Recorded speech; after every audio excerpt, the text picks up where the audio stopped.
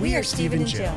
Together, we've been buying and reselling land since the 90s. Our data-centric approach leaves our buyers asking, how can you sell it so cheap? Here on the Land Academy Show, We answer that and more. Steve and Jill here. howdy. Welcome to the Land Academy Show, entertaining land investment talk. I'm Stephen Jack Butella. And I'm Jill DeWitt, broadcasting from the Valley of the Sun. Today, Jill and I talk about how everyone I know is killing it in the land business. This topic came from A quote. a talk that Jill attended, I think. I was on Clubhouse. Yeah, I now and then, I'm just kind of have some free time and I'm trolling Clubhouse. And if I find kind of a real estate based or women in business community that sounds interesting, I'll just jump in the room. And this was a real estate one, and they were talking about getting financing for deals. And I'm like, all right, let's hear how you guys go about it. And it was comical. That's a whole nother show. But anyway, I do not agree with the first hit up all your friends and family. That's not what we do. But anyway, so this was a quote. I jumped in and I gave some advice on how we do it. And 3 people jumped in after me and said, "Hi, Jill, we're so happy to talk to you." And they said, "Oh my gosh, everyone that we know and that does land is killing it right now." And then I'm going to go on in the meat of the show here and tell you how the rest of the conversation went. Before we get into it, let's take a question posted by one of our members. I can't wait, by the way. Oh, thank you. Because I love this kind of stuff. Uh-huh. It's so funny to see people in social media spouting off all this stuff that they know nothing about. Oh, it's good though. By one of our members on the landinvestors.com online community. It's free. And don't forget to subscribe on the Land Academy YouTube channel and comment on the shows you like. Stephen wrote, "Thank you do you want me to say that? No, just thank you, investor. Thank you, investor. And thank you, other investor, for working with me on my first funded deal. That's awesome. You were very cool and collected and helpful. You really didn't make this happen. This is a great way to start the year. This was a double lot. It's like an infill lot with a double close. I had assigned a property to this buyer in the past and knew what his criteria was. And the deal came from my first mailer, and I had written off the seller as a tire kicker, but I checked back with them every 5 weeks to see if they were interested, and they wanted a more formal looking purchase agreement. That was all it was. So when you provided me one and told me about the availability on some site, who knows what that is. Jill, you're really interested in this, aren't you? I'm not sure what I'm supposed to share and not share. Steven says, okay. "Thank you, funder, for working with me on my first funded deal. You were very cool and collected and helpful. You really did make this happen for me. This is a great way to start my year. This was a double lot infill with a double close. I had assigned a property to this buyer in the past, and I knew that what his criteria was and that he was capable of closing. The deal came from my first mailer, and I had written off the seller as a tire kicker, but checked back with them every 5 weeks, which is what something Joe would do, to see if they were interested. They wanted a more formal looking purchase agreement, so thank you, funder, again, for providing me one. And it made them obviously feel comfortable to the point where they closed. I followed up with them. I had to follow up with them repeatedly, every step of the way, signing the purchase agreement, sending it back, scheduling the notary, managing the escrow company, who were very busy with year-end deals, but it was obviously worth the work. Thank you, funder. Thank you, Stephen Jack Butella and Jill DeWitt and everybody on Discord. You guys really have changed my life for the better." My point in putting this in here, even though Joe wasn't into it. You did. It's not fair. You know exactly what's going on. You read all the threads. You know where they're coming from, and you throw it at me like I'm supposed to know. Here's the truth about this show. It takes me hours to prepare for all this stuff. It takes to like actually sort of pull it off. And my best day, I sort of pull this off. Jill can sit down and make it delightful and fun and energetic. And so it just once in, what is this, show number 1700 and something? Once in a great while, I read it better than Jill. This was my one time for every 1,000 shows. You knew what it was about. I didn't know where that was going. Jill, all I saw was like planning, a long thing. No planning and no rehearsal or no. I need hours of help. I don't think that's true, but well, okay. That was anyway. My point is, in including this, all kidding aside, is that there are people getting deals funded by other members in the group, and it's working out. That's what the point was? Yeah. Okay. What did you think the point was? I have no idea. See? Just didn't make sense, Sarah. Nope. Today's topic, everyone I know is killing it in the land business. This is why you're listening. So I'm on this clubhouse room and I, jump in there. I'm kind of listening. And I'm like, all right, I got to say something. So I raise my hand and they bring me on the stage. If you don't know what Clubhouse is, please check it out and get on there. It's pretty darn cool. And follow me and join our land investing club because it's really cool. 21st century live radio. That's what Clubhouse is. It really is. So I'm on there, raise my hand. They look at my profile and like, okay, you're okay. And they bring me on stage. So I share a few words, and all everybody catches is, you're in the land business, you're in the land business, you're in the land business. And it's so funny because the whole topic and everything they're talking about, they don't do land. And I'm scratching my head going, hold on a moment. This is like, every single one of you has just chimed in and asked me some questions and how cool it is. And everybody's in agreement that, wow, yeah, I know, like the story you told, if you want to retell it, about how well most people do in the land business. So I have to take a step back and go, why the heck aren't you guys doing this? And I did ask one guy, like flat out on the thing, I'm like, why, you don't have to change anything you're doing, but you could roll this into it.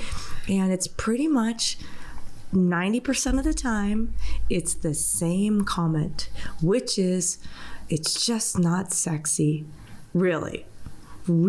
You would rather run around trying to find workers and financing and deal with stolen appliances and tenants moving out and replacing tenants and all these other different things. Like there's a laundry list, you know what I'm talking about. Because these guys it was a combination of house flippers and commercial people and a healthy group of those that, buy and hold and just rent these things out. And all they had were horror stories. And I'm like, oh my gosh. How's that sexy? I know. How are getting a call in the middle of the night from a tenant? How's that sexy? How's changing out toilets sexy? Or you roll up on a Tuesday because they haven't paid their rent, by the way, which was due on the 1st, and you roll up on the 10th and you realize not only are they gone, so's your kitchen, Yeah, how are construction permits sexy? I'm like, I don't know what to say. Jill and I have spent, decades and decades of going to bars and cocktail parties and have people walking us up now because of the show, walking up to us on the street saying, what do you guys do? What is that? Yeah, we buy and sell land. And it's just the deer in the headlights look. It's funny. Well, and that came up just this week.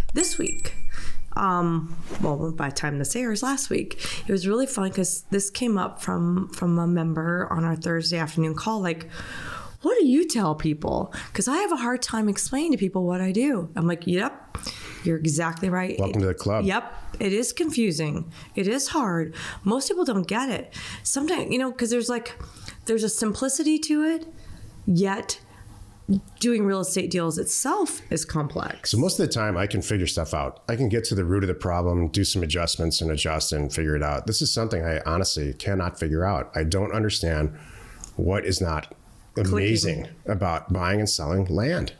I just don't get it. I think land is beautiful. I think the product itself, I love it. Every single chance Jill and I get, we jump in an RV and go look at some property somewhere and stay overnight and really get on the land. Yeah. And all different types of land, crazy vacant desert, tall pine trees, and everything in between. So I love land and I love money. So and I love data. So those three things really work together to make us successful. And I don't understand not sexy. I have a PhD in not being sexy. That's true. Just kidding. And so this is no exception. Kidding. I just kidding. One man's trash. One woman's trash. Man trash. One woman's man trash. There's another woman's treasure. There's another woman's future man trash. Yeah, exactly. That's true. That's good. Baby, I'm happy you're my man trash. For the time being, it's working out good. You're my trashy man. Here's the other thing about land. It's not visual. I think that's where people get really hung up. What the heck? What are you talking about? Just stick with me for a second. All You can very easily, in 15 minutes, film, somebody renovating a house from a pile of crap to the most amazing thing there ever was. And it's very visual. And there's a lot of things that visually stimulate you, like new cabinets and all that kind of stuff. With land, there's just, that's a piece of land over there. What's the big deal? What do you mean? What do you mean you bought it for 30 and sold it for 60? Why would you do that? You didn't improve it. You didn't really do anything with your life. All you did was buy it and resell it. Yeah, that's what I did. We got to do our own time-lapse camera. Where you see the leaves move and there's snowfall, and then the sun rises, and then it's 60,000, not 30. Yeah, exactly. 5 for 30, and then time lapse is 5 sold for 60. That's what we're gonna do. Or wait, it gets better. That's a whole show. Here's another time lapse where we buy it. We have one big square, and then we have 4 squares, and that's our time lapse. Minor division. Exactly. We didn't do anything, but on paper we did. Buy for 50, sell for 300 because you replatted it. Exactly. That's our time lapse.